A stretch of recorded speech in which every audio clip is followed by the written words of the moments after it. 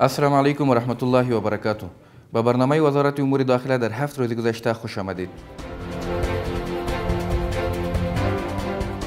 الحاج خلیفه سراج الدین حقانی سرپرست وزارت امور داخله با وزیر خارجه ازبکستان دیدار کرد.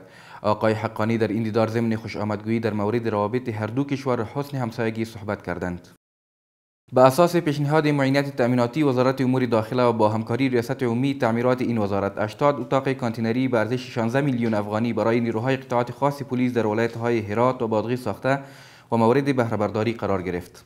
الحاج مولوی عبدالله مختار معین تأمیناتی وزارت امور داخله در جریان سفرش به ولایت ننگرهار ضمن دیدار از کندک حمایوی 102 وعده هر نوع همکاری را نمود.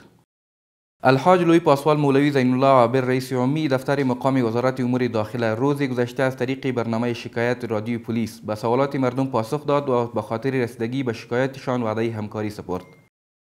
116 تن منصوبین پس از فراگیری آموزش‌های مسلکی از قماندانی مرکز تربیوی معینیت تصدی ملی محافظت عامه فارغ گردیده و سند فراغت به دست آوردند.